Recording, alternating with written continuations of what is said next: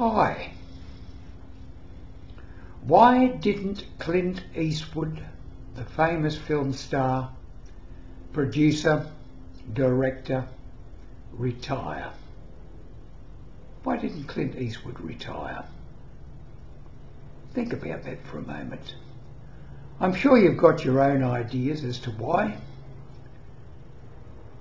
Now, he could have retired. He's certainly a millionaire. He certainly could afford it. And yet here I am, not many years younger than him, probably 2 or 3 years younger. And I've been retired for 29 years and thoroughly enjoying it. So what's the big difference? We'll talk about that a little bit further along. But since I've been placing these videos on retirement on YouTube, and I only started 15 months ago, I've received hundreds of thousands of views and of course thousands, tens of thousands of comments. And from the comments I've worked out why some people retire and some people don't. Simple? Perhaps too simple. You could jump to some conclusions here. But let's talk about it for a while. I've noticed that retirees, those coming up for retirement, those recently retired, and they're my target audience, fall into 4 broad categories. I used to think it was 3 broad categories, but now I've really realised that it's 4. And those 4 are as follows. Those who have not yet retired are only too happy to retire if they can afford it. Oh, I've got to work on, I've got to keep going, I haven't got enough money. Now, this could be very valid. It could be true. Chances are, though, it might not be at all. You keep chasing after those dollars. Now remember, a famous speaker, Jim Rohn, said, you can always earn more money. You can always get more money. You can't get more time. So when we stay on to sacrifice time so that we can get more money, it's a losing game, really. That's why I've always advocated retire as early as you can. Retiring as early as you can is completely subjective, of course. It's up to you. And if you keep basing it on, oh, I haven't got enough money, if you keep doing that, keep pushing it forward, you're losing that very valuable thing, time. The younger years in retirement, as I've said, almost ad nauseum. These are the go-go years. These are the years when you really enjoy your retirement. The earlier you retire, the more you enjoy it. So getting back to the categories, there are those not yet retired who would like to retire but feel they cannot. There are others not yet retired who say, oh, I'll never work, I'll never retire, I'll work till I drop. Now, are they saying they'll work to the drop because they like what they're working at, or are they saying they work to the drop because they feel they have to? Now, then we've got this category of people who say, wow, Tom, I wish I'd listened to you earlier. I wish I'd retired earlier. Now I'm retired. Oh, best years of my life. Fantastic. Really enjoying it. And those are the people who are probably been retired 2 or 3 years and have settled into it.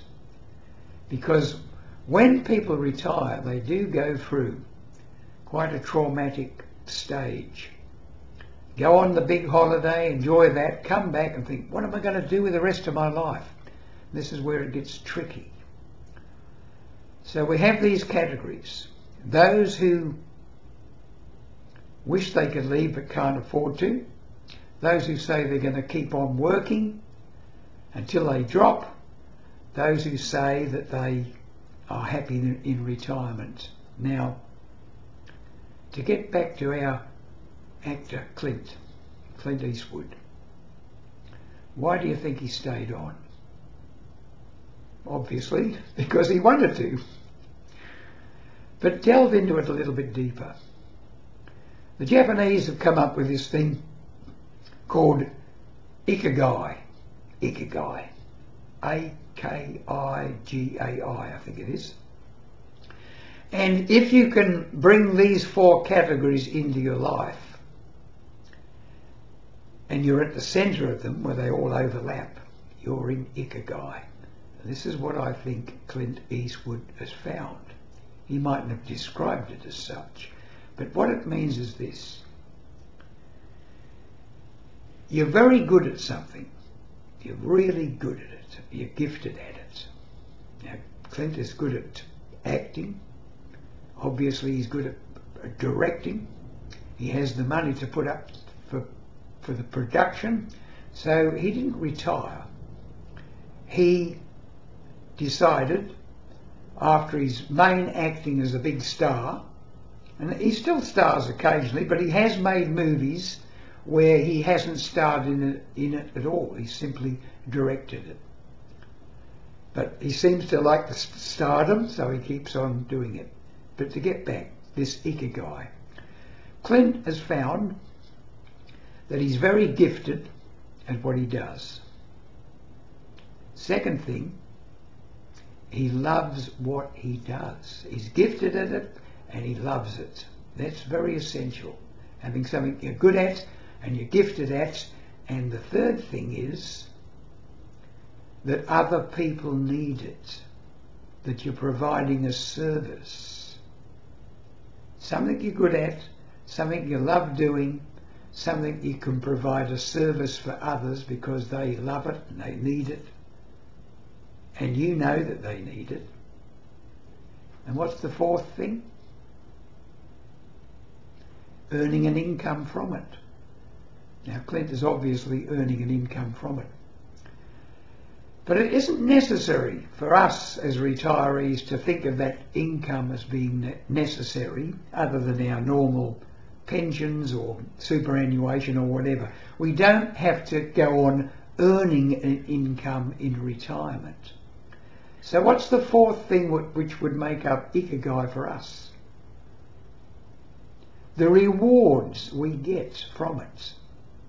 The feelings we get from it. Because don't ever disbelieve this. Feeling is the most important thing in our life. How we feel about things. So if we are retired and there's something we're really good at, something we love doing, something that's really useful for other people, and if we do those things, we will get the feelings of reward, feelings of being significant, contributing to the world. So this is why someone like Clint Eastwood, probably without even thinking about it, has been so successful in retirement. And I believe he's said something along the lines that he will keep working until he dies. Keep working. Keep doing what he loves doing. This is the secret for you as a retiree. Retire, but never retire from life. Keep doing the things that you love doing, contributing to other people, and you will have a long and happy retirement.